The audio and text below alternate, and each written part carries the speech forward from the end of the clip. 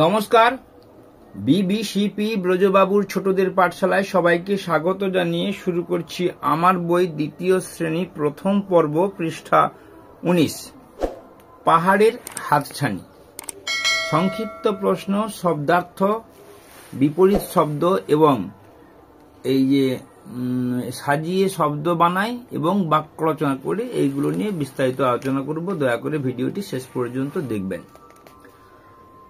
পাহাড়ের পথ কেমন হয়?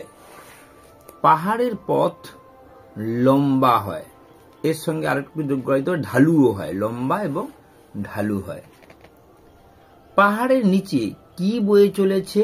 পাহাড়ের নিচে নদী বয়ে চলেছে। নিম্নে মানে নিচে। পাহাড়ের ঢালু পথ দিয়ে কেমন করে চলা উচিত? আমরা বলতে পারি সাবধানে চলা উচিত, লম্ফঝম্প করা উচিত নয়। 4 দাগের প্রশ্ন।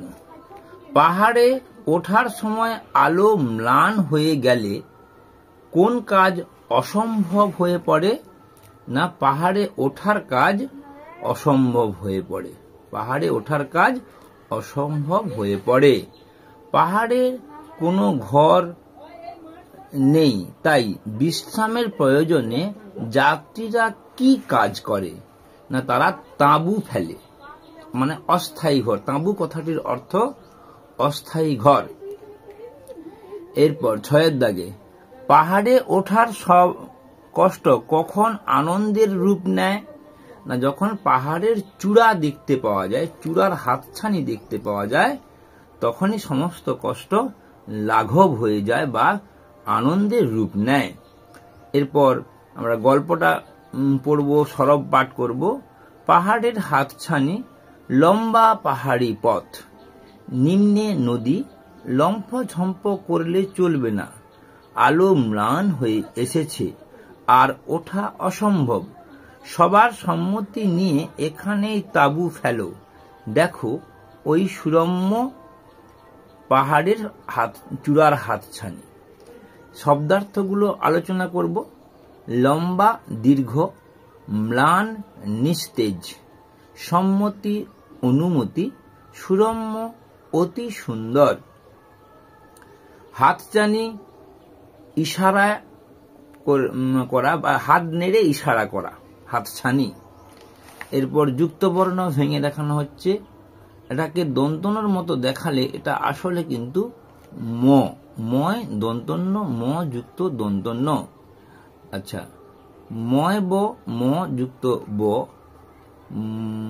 ময় ফ, ম যুক্ত ফ, ময় ম, ম যুক্ত ম, ময় ল, ম যুক্ত ল, ময় ভ, ম যুক্ত ভ, ময় জফলা, ম যুক্ত অন্তস্থ জ।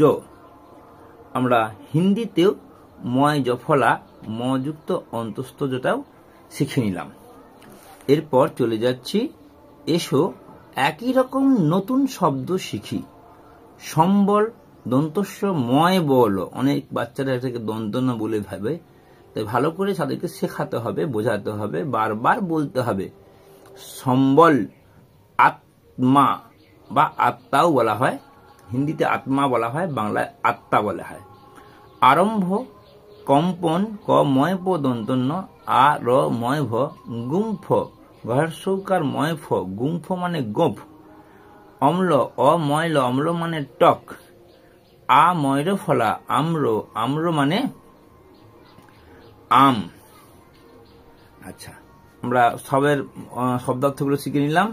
এরপর আমরা চলে যাব কি না, সাজিয়ে শব্দ বানাই এবং বাক্য রচনা করি। এক্ষেত্রে মনে রাখতে হবে, বাক্য রচনা তৈরি করার সময় কমপক্ষে 3টি বর্ণ অবশ্যই দিতে হবে, 3টি শব্দ অবশ্যই দিতে হবে। ছাত্রছাত্রী অনেক সময় অম্বল খাই, অম্বল মানে টক, টক খাই না, আমি টক খাই, এই কথাটি ছাত্রছাত্রীদের বোঝাতে হবে। কমপক্ষে 3টি, কর্তা কর্ম ক্রিয়া। আচ্ছা, আমি একটু বড় বড় করে লিখেছি বাক্যগুলো, ছোটদেরকে ছোট ছোট বাক্য তৈরি করানো যেতে পারে। তাহলে অম্বল বেড়াতে যাওয়ার সময় হালকা খাবার না খেলে অম্বল হতে পারে। যেহেতু এখানে বেড়াতে যাওয়ার ব্যাপার আছে, আমি বাক্য রচনাগুলোকে সেই ধরনের তৈরি করার চেষ্টা করেছি। কম্পন, পাহাড়ে ওঠার সময় আমার পায়ে কম্পন হয়। অসম্ভব, উঁচু পাহাড়ে চড়া অনেকে অসম্ভব মনে করে। সম্মতি, তারা দুইজনের সম্মতিতে পাহাড় দেখতে গেল। তন্ময়, রাম তন্ময় হয়ে পাহাড় দেখছে। তাহলে আমাদের এই পাহাড় সম্পর্কিত, বেড়াতে যাওয়া সম্পর্কিত কথাগুলো দিয়েই বাক্য রচনাগুলো সাজিয়েছি। এরপর বিপরীত শব্দ। লম্বা, বিপরীত শব্দ খাটো বা ছোট। ম্লান, অম্লান। আলো, অন্ধকার। সম্মতি, অসম্মতি। নিম্নে, উচ্চে। কম্পন, স্থির। অসম্ভব, সম্ভব। তন্ময়, মন্ময়। এইভাবে আমরা আজকের আলোচনা শেষ করলাম। পরবর্তী ভিডিওতে আবার দেখা হবে। সবাই ভালো থাকবেন। নমস্কার, ধন্যবাদ।